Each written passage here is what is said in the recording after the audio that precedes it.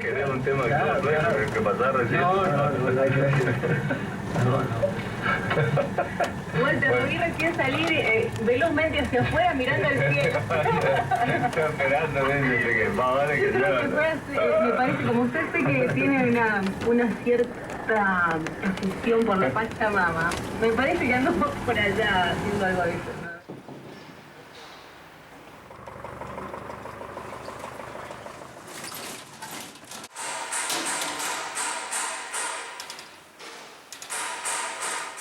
It's the box that contains all the electronics, and we use the front side of the box as the solar power system. So the cables, they come out here. And then it goes here in the power control unit.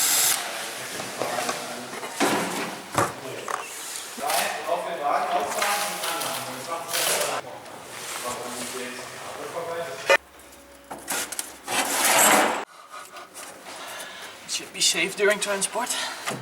This is the RS-232 connector to the from the digitizer to the power control unit, and then to the outside. So this is the GPS cable. So this is for the physics antenna.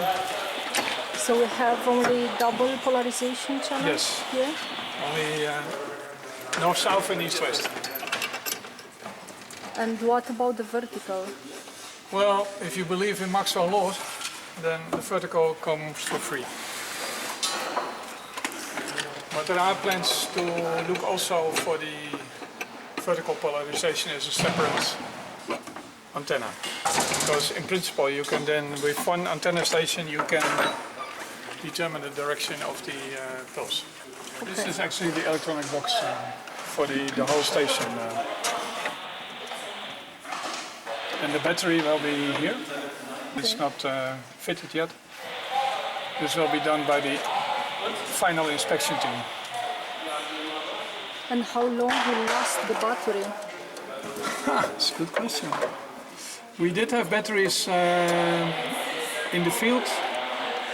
They have been running for 4 years. Okay. And these were batteries that were not such a high quality as the new batteries. So I think we can do this for five years. So the signal goes over this cable. Yeah. And then it goes into the digitizer. The digitizer sends it through the comp system to the data acquisition system. What is the need of the solar power? It's too expensive to get power cables in the pampas, and it's same as also for the communication system. So this is why the station has to get its own energy and also to get a wireless communication with the access point on the hill. So it's sort of an autonomous system. This is an RFI shield which you can stick onto the aluminum box. And we have to clean first the aluminum to do that. This is against vibrations during the transportation.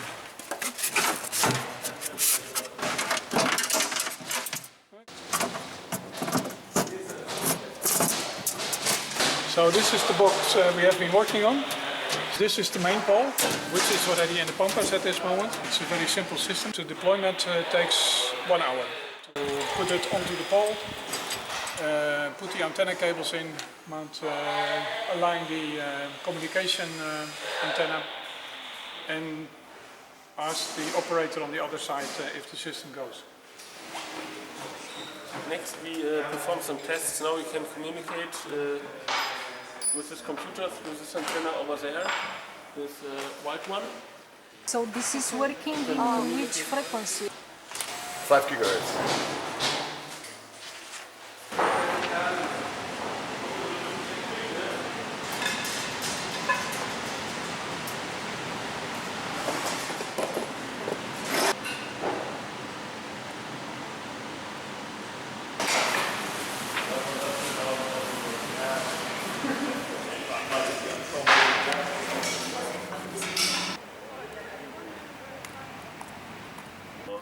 On this pole there are 2 antennas.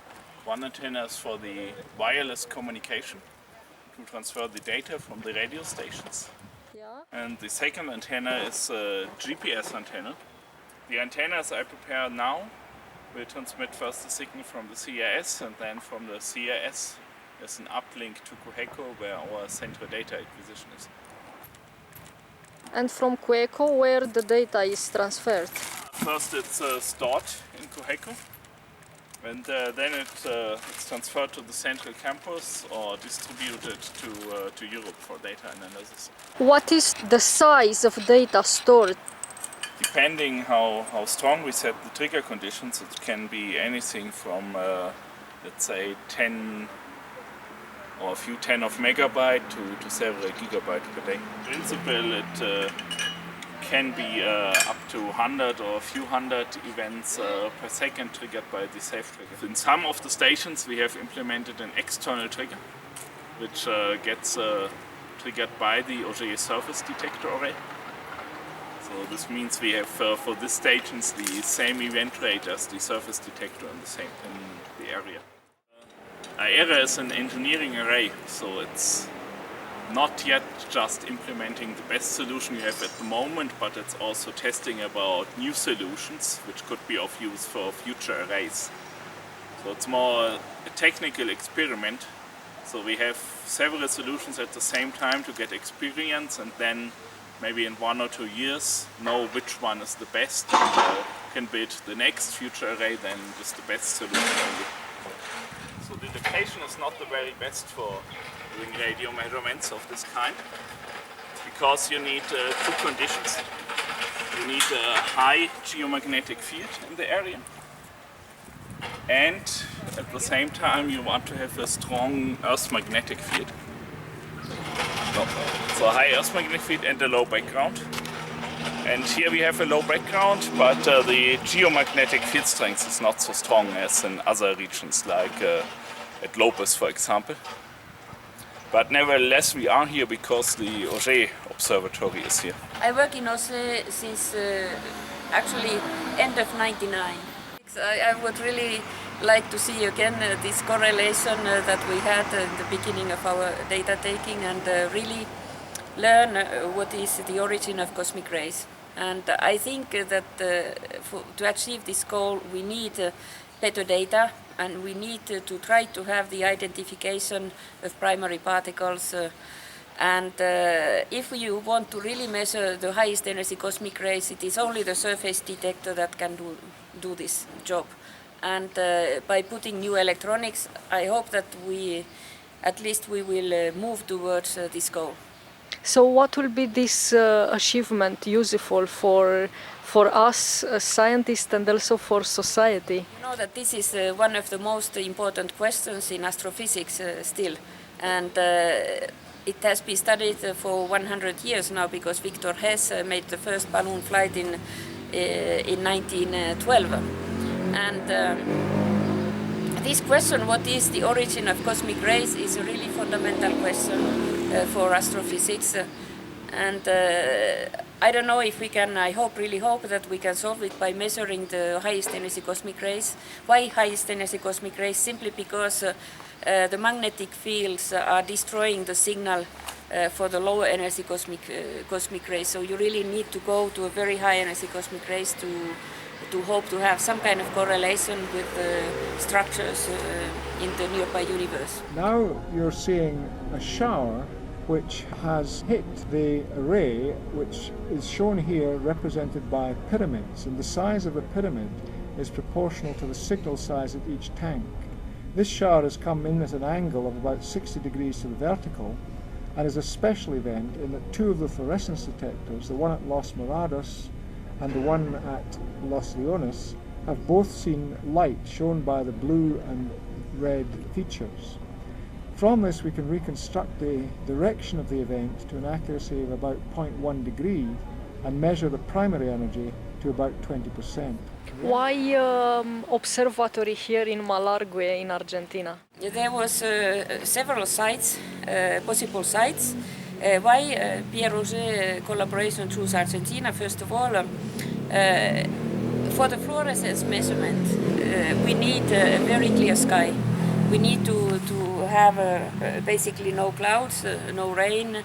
We need to have very low aerosol contamination. We cannot have big cities close by, so we cannot have any kind of light pollution. There's one thing which is very complicated. Of course, at the end you want to know the energy of a shower. The energy of a shower you measure by the fluorescence light. So you need the conversion factor between energy and fluorescence light. This is called fluorescence yield, and it is complicated to measure because it depends on temperature and pressure. For the surface detector we need some kind of plateau. We have here 3,000 square kilometers, so we have to have a very big area with no trees and nothing. And these kind of areas, of course, there are in some other places in the Earth, but this is ideal for cosmic shower development, because this is 1.4 kilometers, meaning that the development of these higher energy cosmic showers is optimal. So this is the altitude we wanted to have. And of course, why Argentina finally was chosen, it's also that Argentina has a lot of very good physicists in this field, and it's a nice place to come here. We like to come here, we like to spend time here, and there is a lot of good technicians, young people that are very actively participating to the observatory. So this is all this is very important when you choose the site.